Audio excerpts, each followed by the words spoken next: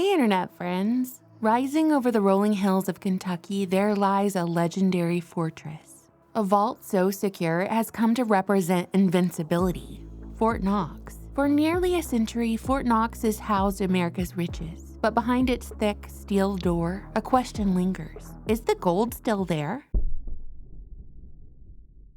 Fort Knox was a direct outcome of the U.S. monetary system heist. Allow me to set the scene for you, post-World War I, pre-World War II, Great Depression America. In 1934, the government demanded everyone hand over their gold to the U.S. Treasury. They outlawed gold coins as money and jacked up gold's price to make paper dollars, or Federal Reserve notes, go further, which they claimed was to jumpstart the failing economy. Back then, the dollar was tied to gold, which capped how much money could be printed. And you know how these goblins love to print more money. And people, everyday ordinary people, were hoarding gold, and they were basically villainized for doing so. The US government said that these folks were choking the money supply by hoarding this gold. This act, which led to Fort Knox becoming the nation's gold vault, was sold as a fix. But to many, it felt like the government swiped their wealth, replacing gold with paper promises. And now, look, today our paper isn't even backed by gold at all. Just basically vibes. Bad vibes, actually. So Fort Knox was constructed during one of the most uncertain times in American history. Its location was strategic as it was already a well-established U.S. Army base, far away from any coastal attacks and constructed with 16,000 cubic feet of granite, tons and tons of concrete, and reinforced with even more steel, with the main door requiring 14 turns to unlock. Constructed in 1936, the gold arrived a year later. But Fort Knox didn't just store gold. It held the Constitution, the Declaration of Independence, and even the Magna Carta during World War II. So why gold? Throughout our written history, gold has always been associated with power. Folklore is filled with dragons hoarding it. Ancient Egypt and even Hermeticism viewed gold as a conduit for spiritual energy as it was associated with the sun. In alchemy, gold is the ultimate symbol of perfection, never tarnishing or corroding, and a way to channel or connect with the spiritual world. And of course, for kings, what do they wear on top of their head?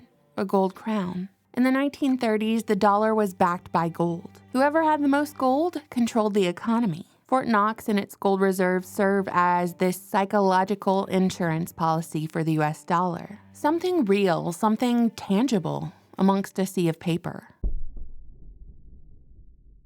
At the beginning of 2025, there were all kinds of calls to audit Fort Knox. And I think what put the audit on the map was Elon Musk's suggestion that they should live stream a walking tour of Fort Knox. But I think it would be, I think it would be awesome to live stream Fort Knox. You know, I mean that would be really fun. And after all, it is actually the gold of the American people. So the American people should, it seems to me, have a right to see their gold. You know, you open the doors like, is it there? Like, is that really gold? Let's check.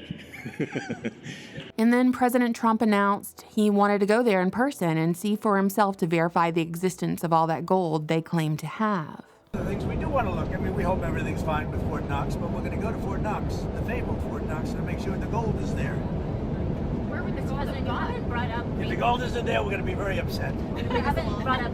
U.S. Treasury officials responded, promising the gold is there and all accounted for, and that opening the vault only feeds into conspiracy theories. Wah, wah, wah. But with no public audit, don't those theories just fester and grow? In fact, the last full audit of Fort Knox actually occurred in 1953. At the time, Fort Knox had almost 700 million troy ounces of gold, valued at billions of dollars even at the 1953 price of $35 per ounce.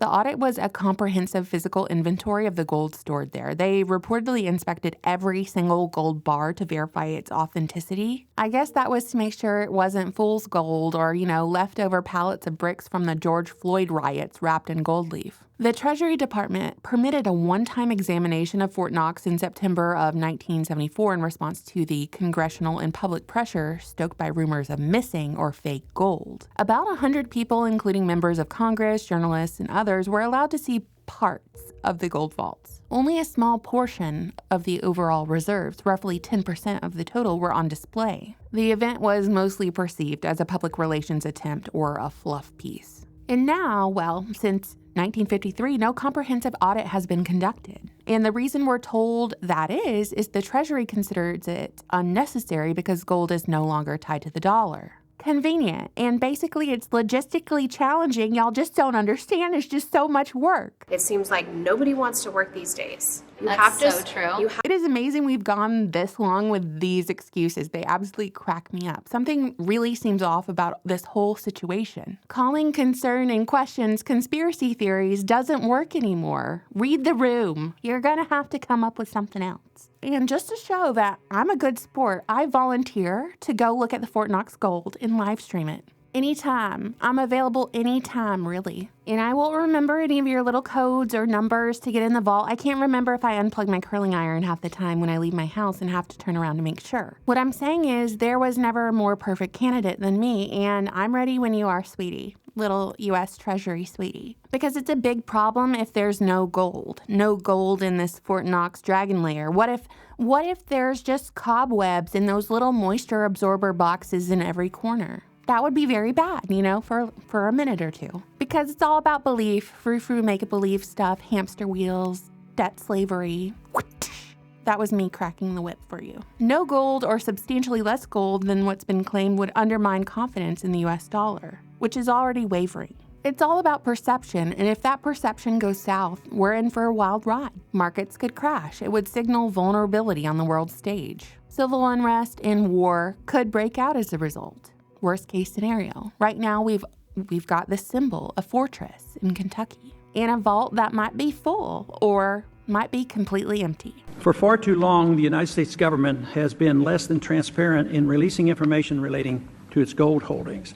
Not surprisingly, this secrecy has given rise to a number of theories about the gold at Fort Knox and other depositories. Some people speculate that the gold has been involved in gold swaps with foreign governments or bullion banks.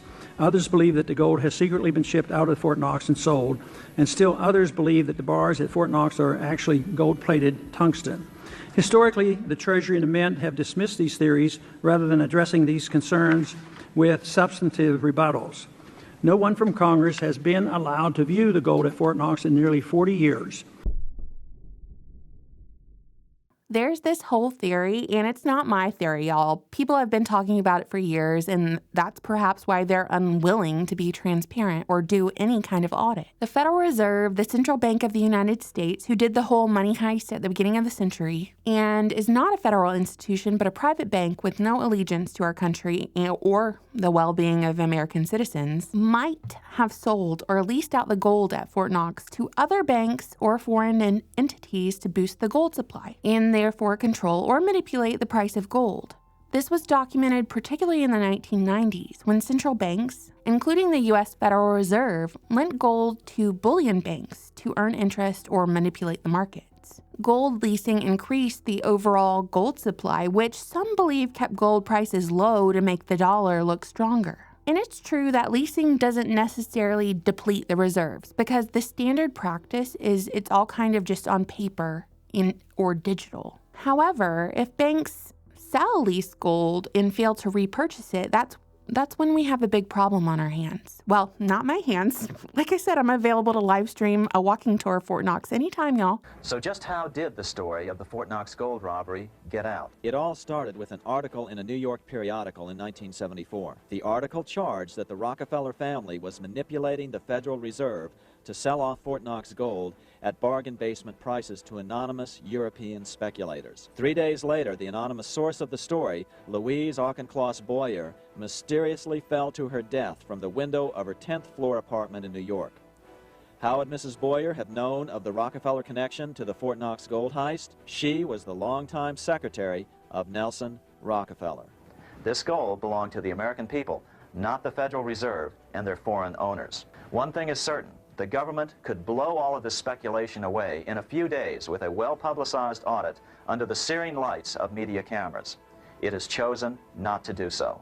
The truth of the matter is that never before has so much money been stolen from the hands of the general public and put into the hands of a small group of private investors. the money changers. The money changers. Anyway, in summary, whatever happened to that Fort Knox audit we were semi-promised? What do you think, internet friends? What do you think lies behind the vault doors? You know, I always look forward to reading your comments. Make sure you're subscribed. Thank you so much for supporting my channel on Patreon and buying my book, The Deep State Encyclopedia. Bye!